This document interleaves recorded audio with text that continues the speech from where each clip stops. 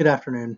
This presentation is an executive level briefing covering the key topics and recommendations of a cyber risk management plan. This presentation is meant for a CIO, CISO, and the CFO of an investment or asset management firm.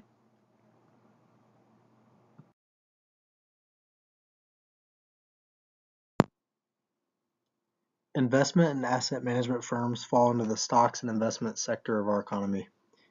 They have any number of critical cyber assets known as crown jewels. We will identify potential cyber risks and potential cyber resiliency concerns within the stocks and investments sector that must be mitigated or must be acknowledged based on risk acceptance and on objective standards and strategies. Lastly, we'll also discuss and assess the analysis of the cyber risk identified based on potential business risks and customer impact. As investment firms increasingly rely on technology, cyber threats have also increased. Distributed channels utilizing apps are subjected to distributed denial of service attacks, or DDoS attacks. Ransomware and data theft are prevalent methods across asset management firms also. The threat service consists of front office, middle office, and back office operations. In front office operations, the threats are to investment strategies, training algorithms, and portfolio management. In middle office operations, the threats face compliance reporting, payments and settlements, and risk models. And back office operations are faced with fund accounting, reporting, human resources, finance, and marketing. Fraud is another cyber risk that is exposed to both external threats and internally by malicious insiders. Settlement and finance systems can be exploited by unmonitored access, as well as data transmission protocols used in the financial sector, including SWIFT and FIX systems. The increasing use of artificial intelligence and machine learning can also expose firms' cyber vulnerabilities and assets. Global pandemics such as COVID-19 have also exposed the flanks of many organizations, not just the financial sector. COVID forced many organizations to outsource, rely on cloud services, and require remote work, which have contributed to the expanded threat vectors.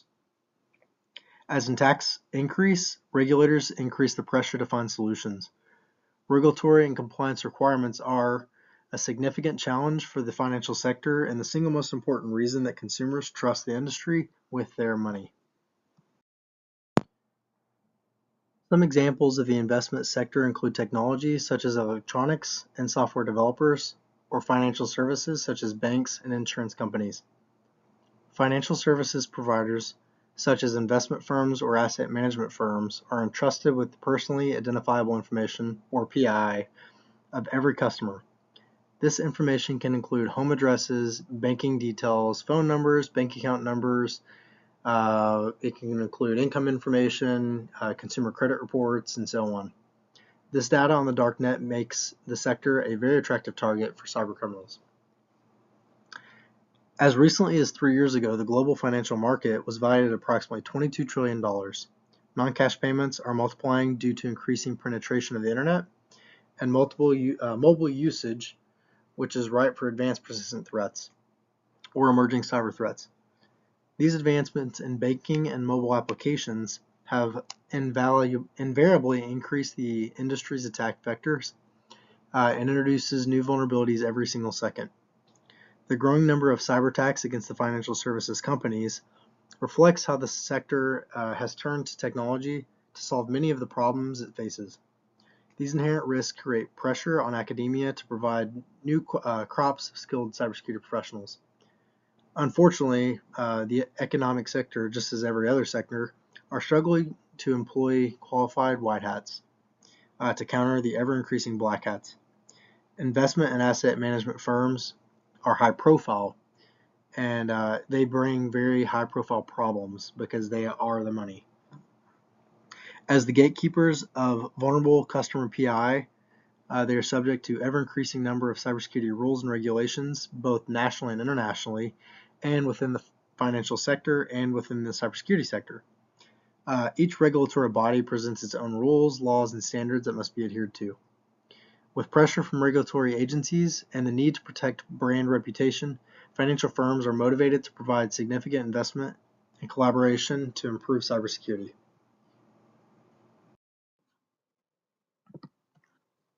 Cyber vulnerabilities can assess at both the firm and the system level. At the firm level, data on the firm's cyber hygiene can point to the relevant vulnerabilities, as well as areas of focus for risk management and controls to enhance resiliency. The National Institute of Standards and Technology, also known as NIST, has developed a risk management framework for improving critical infrastructure cybersecurity that has been widely adopted by both private and public sector organizations. System-level vulnerabilities spread a cyber incident and are generally more difficult to assess than those at the firm level. While there are several sources of system-level vulnerabilities, availability and accessibility vulnerabilities are associated with critical financial data. These vulnerabilities are driven by the presence of dominant firms in the financial markets and the supply chain, especially single points of failure, as well as the data dependence of financial system operations. Outages can disrupt payment flows and price discovery. The loss of data or integrity can cause uncertainty about the custody of an asset. These assets can be difficult to overcome because data must integrate with multiple applications. Redundant services can help mitigate these risks, but many investment firms are lacking in overall cybersecurity posture. There are two types of financial services companies: those that have experienced a cyber attack and those that will undoubtedly experience one in the future. Since 2009, some of the most recognizable names in the financial sector were breached more than once. According to IBM, the average cost per breach was around $6 million. That's US dollars. Only second to the healthcare industry. Hacking and malware are the leading causes of data breaches, around 75%, to be exact. However, insider threats and accidental disclosures are growing. Rising cloud adoption is expected to increase these threats over the next several years as well.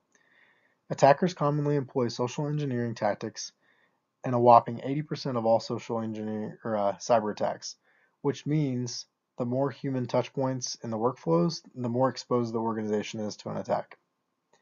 Investment firms are primed for social engineering since they rely on staff to perform paperwork and frequent document handoffs, a vulnerability which is more pronounced at larger firms with larger headcounts. That aside, manual verifications on legacy software are putting these firms at risk. The financial industry is hit with thousands of attacks daily, as outdated software is just another vulnerability that does not meet current security standards. Attackers approach from different directions and they're patient, but they're nearly always target specific assets. For example, money movement via wire transfer requires the sender to get on the phone and conduct callbacks to verify the destination account details. When the number of investors balloon from hundreds to thousands, person-to-person phone calls to check the wires will be unviable. Another asset would be investor data. The industry-wide practice of communicating sensitive information via unsecured PDFs becomes even more problematic at scale. Investment firms would benefit greatly from data flow into cloud-protected systems, while internal access permissions remain scrutinized. We will now compare and contrast the benefits of an in-house incident response team. The outsourcing pros would be trained personnel. The MSSP has experienced personnel immediately available, saving the organization the time and expense of hiring and training the dedicated people needed to do the analysis. Infrastructure. The MSSP also already has the facilities and tools required to do the job, saving more time and the upfront expense of building out an internal security operations center. There is also continuous threat monitoring. They provide capabilities that filter false alerts, so forensics are only conducted on legitimate threats. This type of proactive continuous threat hunting and monitoring may be difficult for a company's cybersecurity team to conduct on its own. And finally, intelligence analysis. Outsourcing cybersecurity operations can provide security analysis capabilities while an organization builds its own in-house security operations center.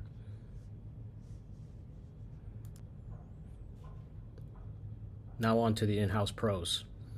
You can tailor the operations to meet your demands. designing the security operations and monitoring capabilities that best meet the organization's requirements.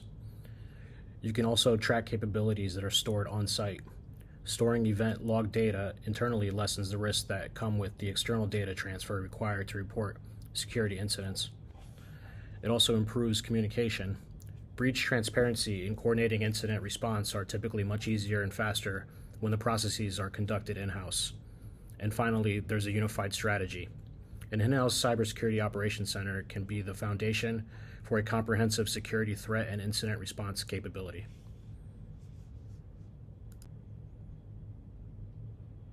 In summary, cybersecurity risk management is a strategic approach to prioritizing threats. Organizations implement cybersecurity risk management in order to ensure the most critical threats are handled in a timely manner. This approach helps identify, analyze, evaluate, and address threats based on the potential impact each threat poses. A risk management strategy acknowledges that organizations cannot eliminate all system vulnerabilities.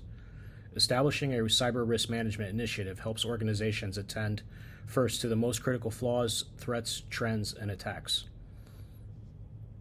Broadly speaking, the cybersecurity risk management process involves 4 stages.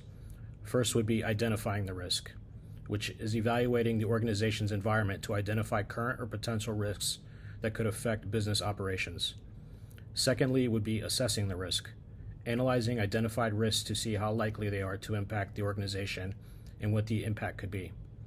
Third would be to control the risk, defining the methods, procedures, technologies, or other measures that can help the organization mitigate the risks.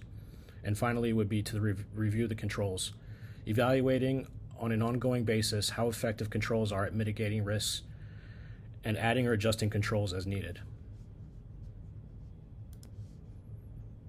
The most common threats we face are as follows. The first would be adversarial, which would include third-party, insider, trusted insiders, established hacker collectives, privileged insiders, ad hoc groups, and so on. This category also includes malicious software such as malware created by any of these entities.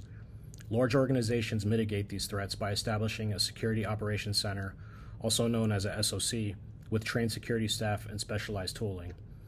Another threat would be unauthorized access. This could be the result of malicious attackers, malware, or employee error. Thirdly would be misuse of information by an authorized user. An insider threat may misuse information by altering, deleting, or using data without authorization. Another threat could be data leaks. Threat actors or cloud misconfiguration may lead to a leak of personally identifiable information, or PII, and other types of sensitive data. There could also be service disruption, where downtime may cause reputational damage and revenue losses. It may be accidental or the result of a DDoS attack. In closing, there are several cyber risk management frameworks, each of which provides standards organizations can use to identify and mitigate risks. Senior management and security leaders use these frameworks to assess and improve the security posture of their organization. A cyber risk management framework can help organizations effectively assess, mitigate, and monitor these risks, and define security processes and procedures to address them. Some of the commonly used cyber risk management frameworks are from NIST, ISO, Department of Defense, or even the FAIR framework. We hope this presentation was insightful and informative. We appreciate your time. Thank you.